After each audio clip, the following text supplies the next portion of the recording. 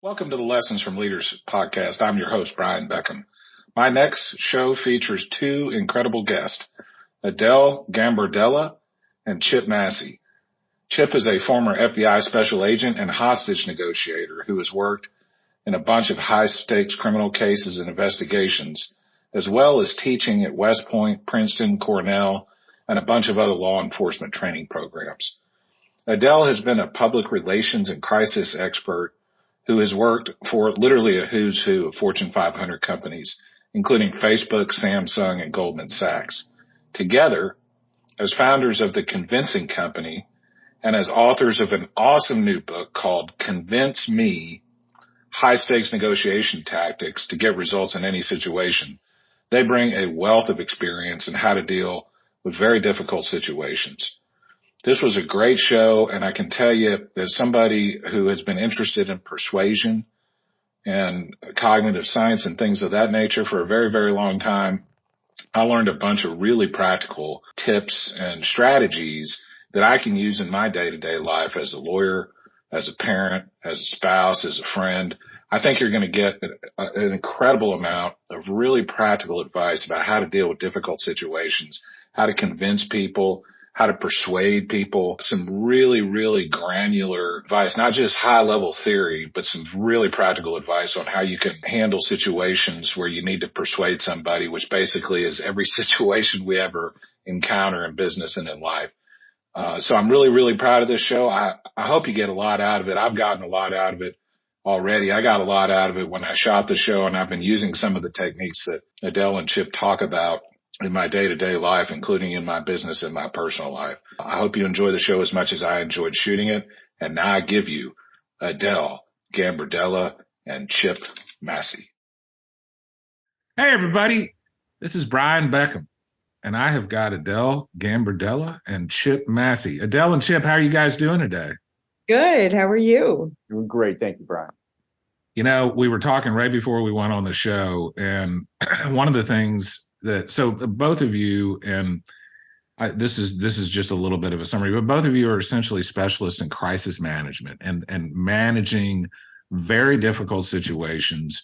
Adele, you've worked, you've ran your own PR firm in Washington, D.C. Your roster of clients looks like a who's who of the Fortune 500, including companies like Lockheed Martin and companies like that. Chip, you were FBI hostage negotiator. You were a special agent. You two are the best of the best when it comes to crisis management. But before the podcast, we were talking, how do you get into that line of work? Like Adele, how do you become somebody that helps people when they are in the midst of very bad situations? So, like, what's your career path to becoming a PR specialist? Yeah, so I actually started out my career at George Magazine as a journalist for John F. Kennedy Jr. Yeah, sure. Back in the 90s. So that's a bit of a throwback, but Not to interrupt you, but I remember the first cover of that magazine was George Washington. I think it was JFK just dressed as George Washington. Am I remembering that right? It was actually Cindy Crawford. That's right. Yeah, yes, that's George right. Washington. Yeah, I actually have it on my wall. I have one of the original copies of it on my wall. So nice. But yeah, no, I mean, it was a great place to start my career. I was there, and that was the intersection of politics and culture, which was a very new idea back then, right? And so, doing that was really interesting. And then I went over and I was a daily newspaper journalist as well for the Asbury Park Press, which is like a small paper in New Jersey. Then I went over and worked for USA Today. And I loved being a journalist. I thought it was really great work, but it did not pay the bills. And I'm the first one to graduate college in my immediate family. And I was like, I actually have to make money. Went over to the dark side, which is public relations. And so, and I went from being in, in all these great office buildings, in Manhattan, in Midtown, to going to Madison Avenue. And they tripled my salary. And when I walked in, I was the only PR person who had a really specific bent on calling out BS that I heard in the boardrooms. So I think that this nominated me to handle lots of crisis situations, because there would be a lot of super really, really positive people in, in these pitches and PR agencies, as you would typically see. And I walked in with the journalist attitude, like, that's not going to work for the following reasons. Here's how that's going to get you in deep trouble. Like, here's how the journalist is actually going to like reject that idea. And so I was a little bit of the fly in the ointment at these meetings. But whenever something came up that was deadline sensitive, that required strategy, that required like, looking at it from both a positive and a negative standpoint, I was brought in. And so throughout my career, I was brought into really tough decision-making situations. And so I kept doing that, and I loved it. I'm not really in the soft part of PR. When I first started my agency in 2008, one of our first clients was Georgetown Cupcake. And literally after a year of working with them and getting them on every newspaper outlet, Good Morning America, Martha Stewart, all of it, I was like, I think this is the most boring thing ever. Like, I hate this, like, give me anything. And I literally went from like cupcakes to defense contractors, right? So it's like, I went back to the crisis work because I just thought that's so much more serious. Most people would probably want to do the cupcake stuff because it's fun and celebrity and all that. But I just really like the strategy and the seriousness of figuring out really important things. So yeah. Nice. So this was something, it sounds like, and it's funny how this works out so often for people. It doesn't sound like you had a plan from the time you were 16 years old. I'm going to be a crisis man. Like, I'm going to help people and companies in crisis. It seems like this is something that just kind of naturally flowed from the journalism work you did. And, it's kind of this, there's so many people, I don't have any idea how I became a lawyer. I really don't. I studied computer science. I have no lawyers in my family. And here I am 25 years later sitting here as a lawyer. I don't really know how that happened either. So a lot of this stuff is kind of fortuitous. And Chip, I think it probably is a little bit different for you because you had to go through the FBI process. You have to go through the process of joining the FBI and things like that. But how do you first of all, for people that are listening to the show that may be interested in joining the FBI or joining some, governmental agency like that, I can tell you a lot of my listeners, Chip, are fighting Texas Aggies, and the George Bush School at the Texas A&M main campus is one of the best, I think, institutes of higher learning for stuff like working in the government, like the NSA, the FBI and stuff like that. And so I have a lot of listeners that either are working in the FBI or similar governmental agencies, or may be interested in it. So how do you become an agent in the FBI? What was your path? And then once you're in the FBI, how do you become literally one of those people we see on TV in the movies, a FBI hostage negotiator? How does that happen? Yeah. So for all your listeners, the website, and that's how it's all done now, is you go to the FBI.gov website, and that's where you start your application process. I would encourage anyone who is interested in this to take a look. They do a pretty good job of outlining the various roles that you can be. It's not just an agent. There's various analysts, there's surveillance specialists, there's translators, there is, it just goes on and on. But yes, so for me, it was pretty much pre-internet days. So I filled out a paper application, which was about 19,000 pages long. And you filled out a what? Exactly. Yeah. And sent it in to the U.S. government. And it just so happened they were hiring at the time, and I got in. And it was a process. There is a process, just like any other government agency. It requires certain things that they have to check off their list. So, all that jazz, the medical, the polygraph, the background investigation, listing all your occupations, where you've been, all that. But once you're in, and then you go to Quantico for, it's like 5 months now. And after that, then you're assigned to a field office. And as a special agent, depending upon which side of the house you go to, whether it's national security or criminal, that will be your career there, and you can go back and forth to in between to figure out what you're best suited for. But it really depends upon the needs of the bureau, where they want you to be, what they need you to work on. So for me, in answer to your question about going as a hostage negotiator, it's a collateral duty. So you have to still maintain your regular agent caseload work.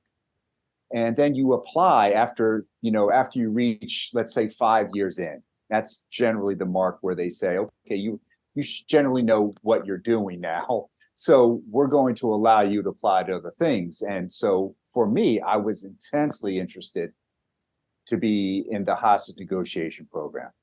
So I applied, was interviewed. The first time, didn't get in. The second go round, I did get in, and you go through a basic course, and then you go away to Quantico for additional trainings in that coursework, which involved a lot of, you had lectures, classroom work during the day, and toward the evening you had role plays where you had to encounter various scenarios that a hostage negotiator would be involved in. So whether that's a sniper on a roof, they would hire actors, and they would take on these roles of people in crisis, people that are holding hostages, all that deal. And then you had to use the skill set you learned that day and implement them with those role players. And then that's how they progress throughout the week. So they kind of turned up the stress each and every day. So to add to a crescendo on your last day where you had a full day and night of role playing and dealing with people in various crisis situations. Nice. Nice. And so it sounds to me like it's similar to the military special forces insofar as like you'll join the Navy or you'll join the Marines. And then after some period of time, if you want to become a SEAL, or if you want to become a Army Ranger, if you want to become a Green Beret or something, then that would be something you would apply for inside the military. Very, very similar, it sounds like, to the FBI. Right. So both of you guys are the co-authors of a book called Convince Me: High Stakes Negotiation Tactics to Get Results in Any Business Situation. The great thing about your book and both of y'all's specialties is I think the skill set that you guys bring to bear can apply in basically any business situation, any governmental situation, any family situation. Like I'm sitting here thinking, like, I've had some high stakes negotiations with my wife. I want to hear like some tricks to make sure that I'm better when I'm talking to my children and stuff like that, when I'm talking to my adversaries as a lawyer. So tell us right up front, and Adele or Chip, either one of you can jump in anytime you want. What are the one or two or three most important things when we are talking about a high stakes negotiation situation? Like if you could give people just one, two, or three, or just a few bits of advice about the most important things, what would you tell them? The one thing I would say is don't go it alone, right? I think most people walk into a negotiation situation and they're armed and ready with a response. And I think that that's the wrong perspective. And I can tell you, like in our business, when Chip and I have clients, especially people in crisis situations, and they're in need of help, my role is typically to take them through what actions they need to complete immediately, right? Like what are the next 5 steps you need to do to save your reputation, your company, your ROI? And it's Chip's job to watch people's reactions to my advice. And so if I didn't have him, and I didn't for many years before when I had the agency, I would often just kind of like give the advice and like hope people would listen and hope people would do it. Right. As like, as a lawyer, right. Sometimes you got to deliver some bad news and stuff people don't want to hear. And so what Chip would do is we'd get off the phone and we would debrief just like you would in any negotiation situation, especially as an attorney, right? And he would say, hey, when you mentioned step 3, the guy in the left corner, he hated that idea because he winced. Nice. Nice. Or like, right. So like, you need someone else in negotiation situations. So that's one of them. The second thing is certainty is the biggest barrier to convincing, right? Your belief that you know something for certain is your biggest barrier to being convinced of anything. And someone else's belief that they know everything for certain is your biggest barrier. So it's really your job to never, ever start with your strongest point first. It's your job to figure out what is the point of agreement and then move people down what we call a convincing continuum so that you can convince them more of your ideas. And there's an absolute process and ways at which we do it in the book, and some resources available on our website at convincingcompany.com/lessons that people can go on and get some of this information. But that's what I would say. I would say, don't go to a negotiation alone, and understand that someone else's certainty is where you need to start any type of convincing strategy. I'm sitting here I'm listening to you, Adele, and I'm sitting here thinking about, obviously, like in the context of what I do, a trial lawyer, we sometimes will hire jury consultants specifically for the purpose of doing what you're talking about doing, having somebody with objective eyes who's looking at the reaction to the jury or the arbitrator or the judge or whoever it is you're trying to convince. And I found, and I don't know, Adele, like, I think you and I kind of sit in the same seat. We're the ones giving the presentation, whereas Chip or our jury consultant is the one watching the reaction. So you and I are kind of similar. I found that when I'm speaking to a jury or a judge, oftentimes I get tunnel vision. It's harder to see the big picture. And so having somebody, I think that's fantastic advice. And not only that, but whether you're a lawyer or a business person or you're involved in government or whatever, everybody has their own biases about their position. And as try as you may, you cannot get rid of your own biases. I mean, I think that's one of the fundamental psychological things we've learned over the last 20 years is it doesn't matter if you know about cognitive biases, you still have them. And if you don't think you do, then that you're fooling yourself. That's one of the problems, right? Exactly. That's one of the problems, exactly. And so let me switch to Chip and ask Chip, what kind of things when you're looking for reactions, what are you looking for? Like, what kind of, are we talking about body language? Are we talking about, they say people cross their arms and lean back. That means they're shut off. What kind of things do you look for? Great question, Brian. And what we say in our book is that one of the things that we have found that's gotten a huge reaction when we give lectures and talks is the whole idea of note taking. What we ascribe to is the idea that we've developed is called forensic listening.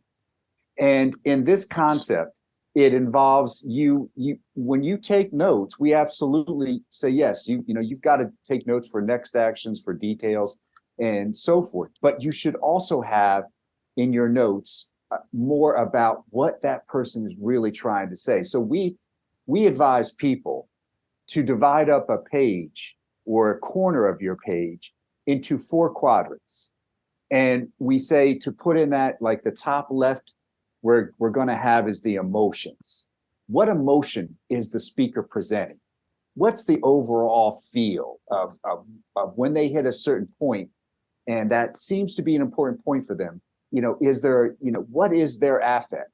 The next thing in like the top right is going to be about the themes. What themes are they developing when they're talking? They might have brought people in to discuss, hey, you've really got to pay attention to the billing hours here. But the reality is that they're trying to they really want people to bring in more clients. So, even though that's not the topic of discussion, but it does center on something else. That's where their emotions attach. That's where they keep seeming to go over and over. The next is going to be body positioning. Like you said about body language, we advocate for body positioning. And what we mean by that is that we're not static people. We are always moving. So like you said, arms folded, eyes up might mean they're disinterested, but it might mean that's just like how they like to sit.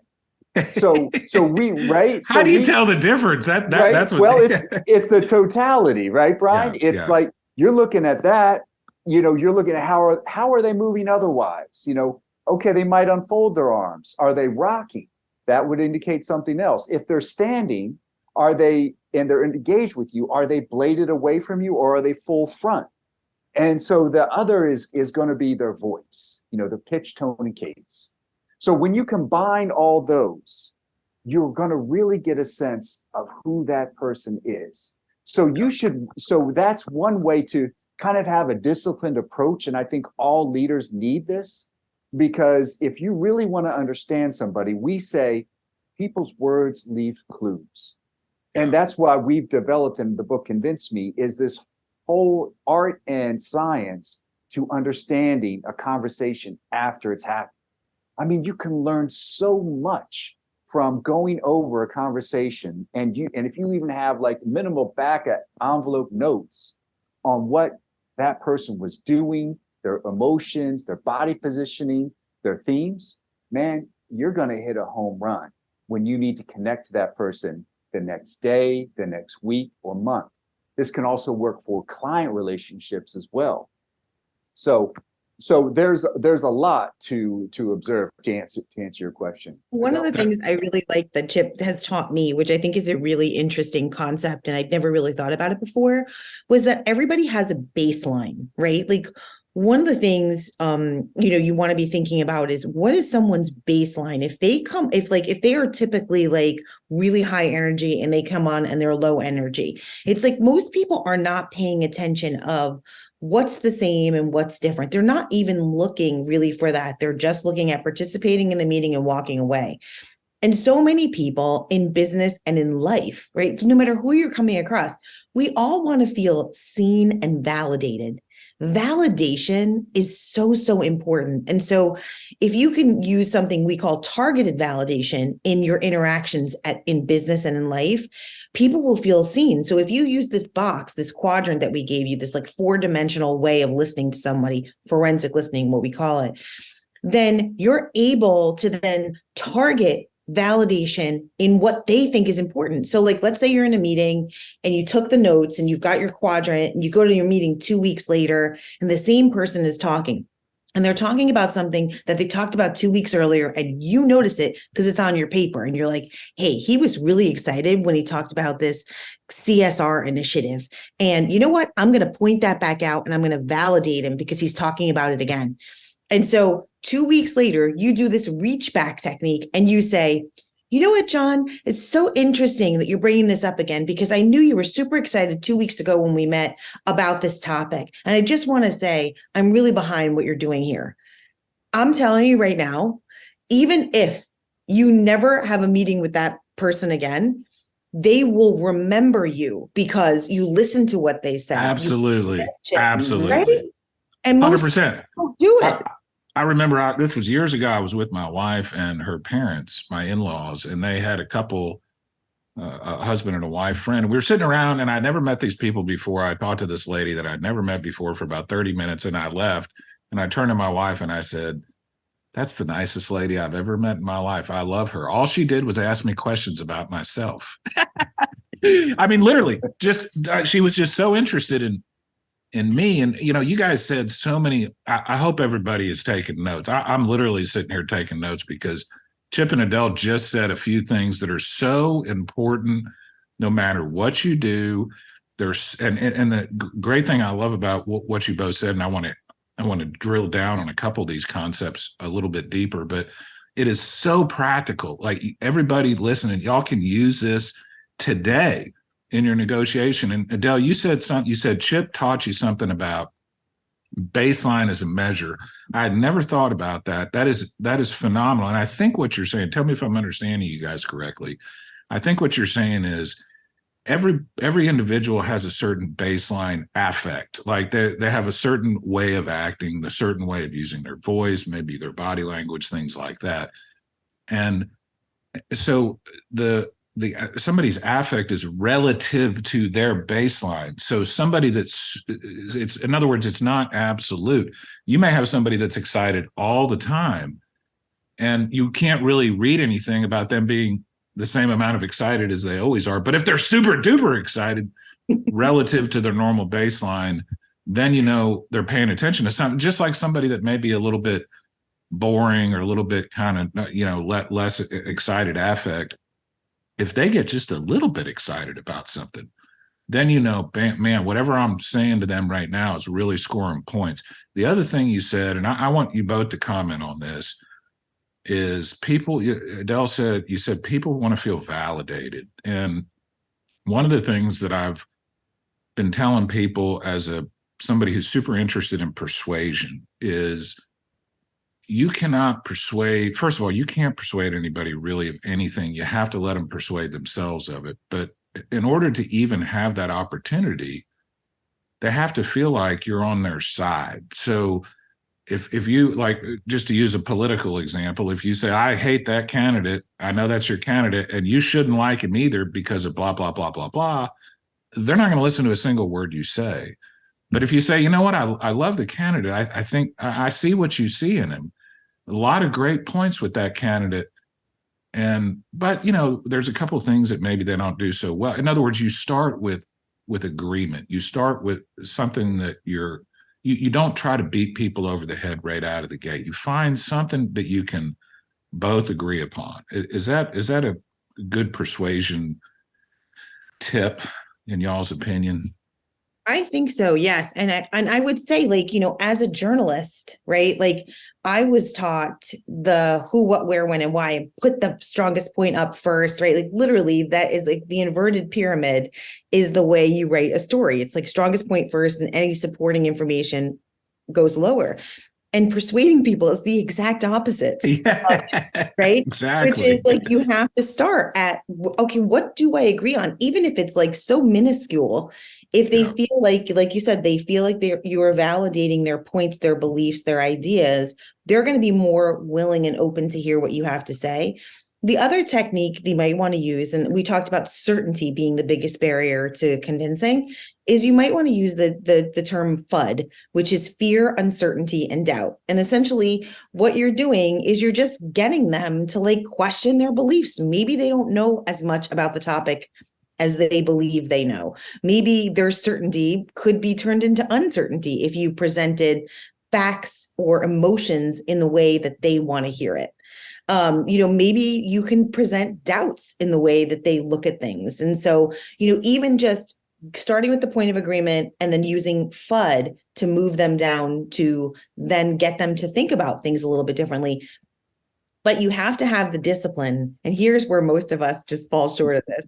You have to have the discipline to stop. Right? Because, right? I mean, and it's really hard because you're like, I'm laughing, Adele, because I'm laughing because I'm sitting here thinking to myself, like, we know kind of intellectually the most effective way to speak with people, but doing that in real life is a completely different story, right? Totally different. So like, I'll just give you an example. I was walking my dog, and I don't use a leash when I walk my dog because I've spent thousands of dollars training him to heel, and he's a great dog and he never goes anywhere. But somebody was complaining the other day that I didn't have him on a leash, and meanwhile his dog is running all over the place, and I'm looking at the guy and I'm like, look at you.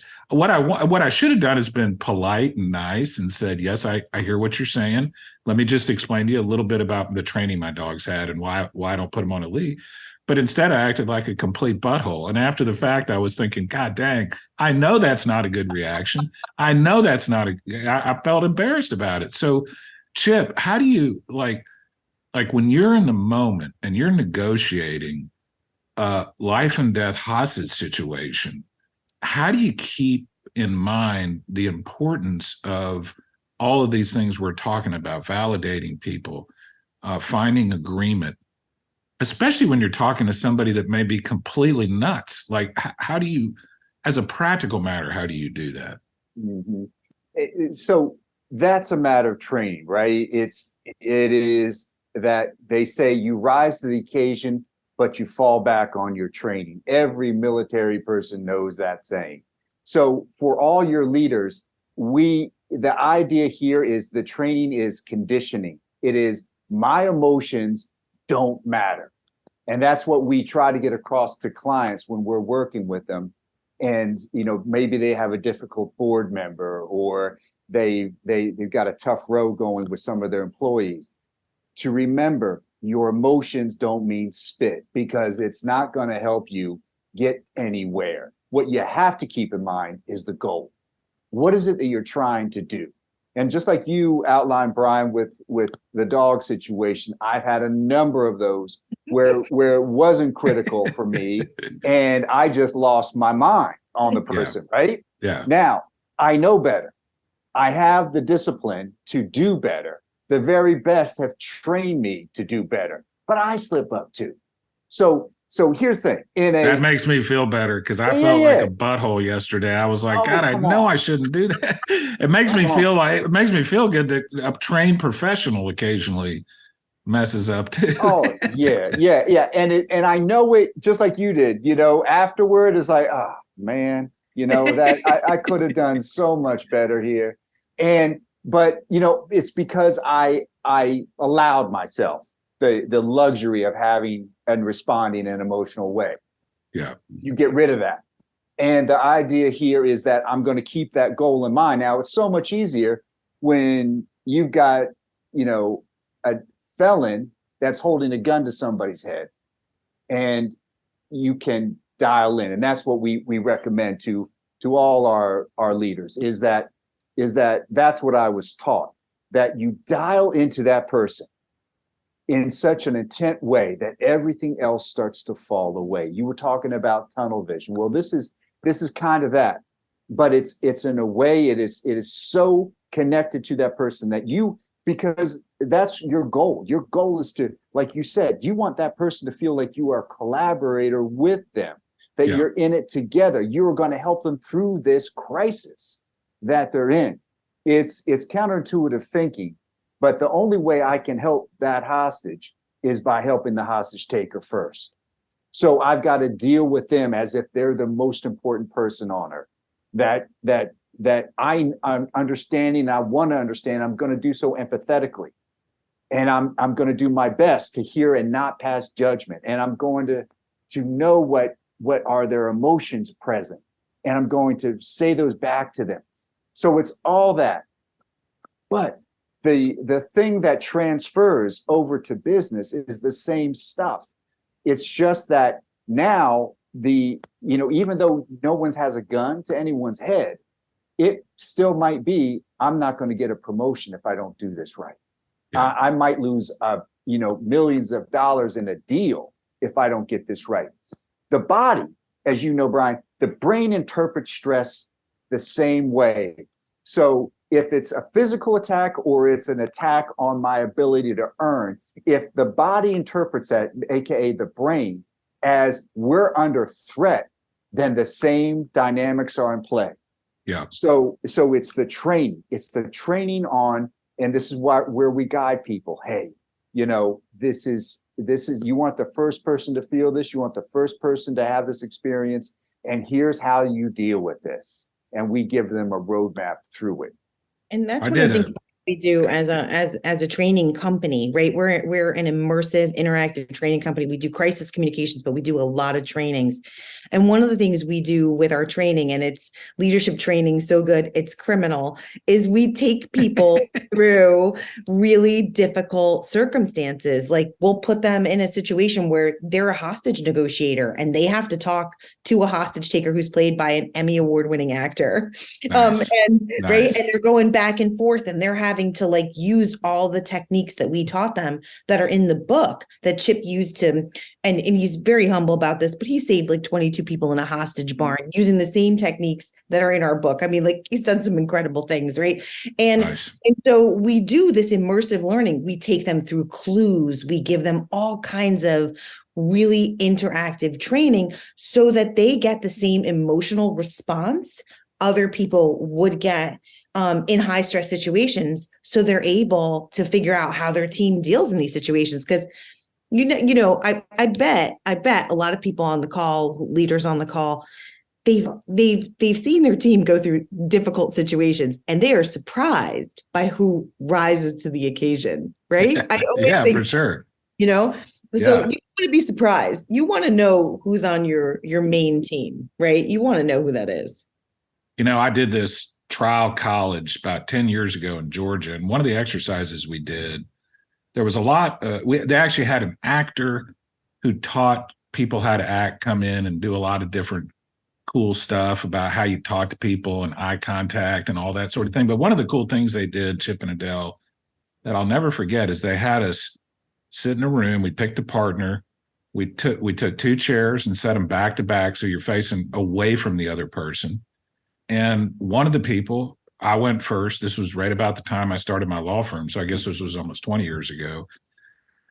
I went first, and I started talking about some things that I was worried about with starting a new business. And then your counterparty, their job was to repeat what you said, but say what you really meant. And I remember I was sitting there talking, oh man, I'm so worried that I won't be able to get enough cases. I'm worried that I won't be able to pay the bills. And my counterparty was sitting there going, I've never failed in public. I'm worried I'm going to fail in front of it. Like he was literally describing my emotions better than I was. It was one of the most amazing exercises I've ever done. But the point of it was, I think, to just dial in, like Chip was saying, dial in as much as you can on the other person.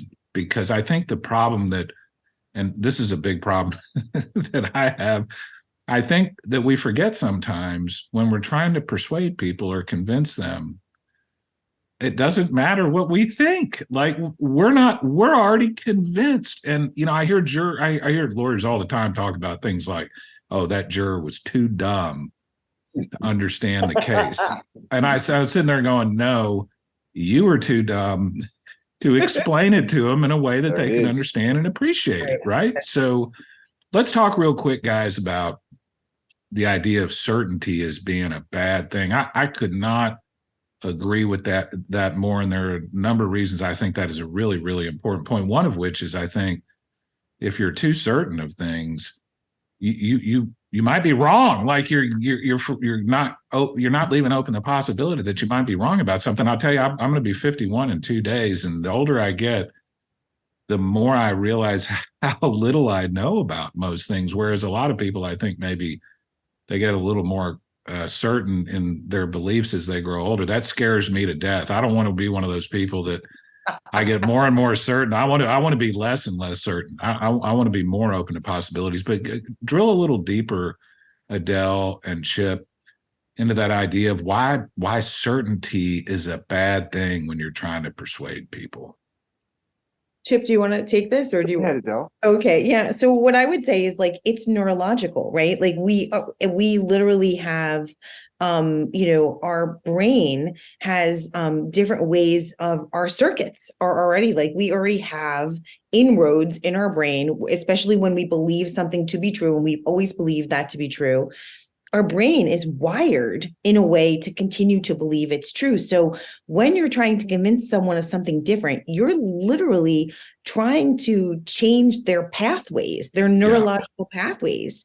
Yeah. And so you can't do that by making them dig in to the beliefs they already hold to be true, right? That all that's going to do is go, yeah, my pathway's right. My pathway's right. You're going to, right? That's not going to help. So what you do is you go, yeah, this part of your pathway's right. But hey, maybe some other part of your pathways we need to rethink. And maybe, maybe there's some fear you have in being a little bit wrong about that. And maybe you have some uncertainty about what you've always believed. And maybe you have some doubt about the way at which you've perceived this before. And so it's your job to cognitively move them along. Think about it like almost as an ice cube, and you're melting their beliefs as you move them further along down a continuum. We call this the convincing continuum, right? Yeah. And so your job is really to stop about halfway through and let them think about what you've presented to them. So you have to give them a certain amount of facts, and they recommend it be like you start at the point of agreement and you literally go 4 or 5 points down. So it could be a fact, it could be a story, it could be another fact, it could be another data point, but you have to stop at about 4 or 5 because it becomes overload for someone, right? They literally just, they can't take in the information. Yeah. Then you have to stop and you have to do what we call, you have to give them a convincing cliffhanger. And if you think about this, like your favorite shows on Netflix do this really well, right? Like they get you to watch the next episode because they give you just a little piece of information that it makes you go, I gotta watch the next episode to get that one little detail, right? And so like with everybody's attention span becoming shorter and shorter, it's your job literally to give them a convincing cliffhanger, to give them just enough information that they want to go research it on their own. And they want to then come to a conclusion themselves. You said in the beginning, Brian, which was very astute of you, people need to convince themselves. And so if you're trying to move somebody down a continuum, you've got to give them something that they want to think about after they leave your conversation, right? So just a little bit of cliffhanger. It's like, how do I do this? Here's just enough information. Go check this out. And most of us don't have the discipline to do it. We just go that is so brilliant. That is so profound. I've learned so many things in this show already, but you're talking about, and I'm sure a lot of your people that you train and a lot of my listeners have had this experience. It's the 11:15. You're sitting on the couch with your spouse. You just watched a great show on Netflix. And you're like, oh, we got to watch 10 more minutes of the first show, right? I mean, the reason that is so profound, Adele, is like you said, it is part of the hard wiring in your brain. Like you're literally the anatomy and the way your brain works demands this sort of thing. And so it is that is amazing. And I'm sitting here thinking like, for example, in my business as a lawyer, one way to do that, and I've done this in some cases before, is maybe in jury selection, you'll say something like, and you're going to hear some things about this defendant that you're going to find hard to believe. I'm not going to talk about him right now. You know what I mean?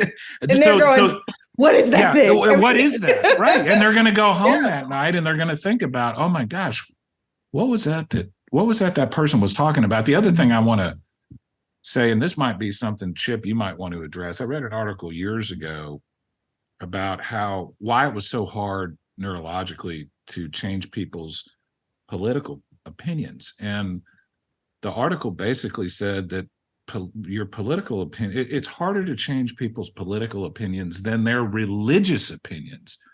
And the part of the reason for that is because your political opinions become part of your self-identity. And so if you're trying to persuade somebody to change their political opinions, you're literally trying to convince them to be a different person. Like it is an attack on their self-identity. And so if you're attacking somebody's self-identity, you're never going to get anywhere. Like that has to be approached in a different way. So Chip, talk to us a little bit about the neurology of persuading people or convincing people in these kind of really, really tough situations.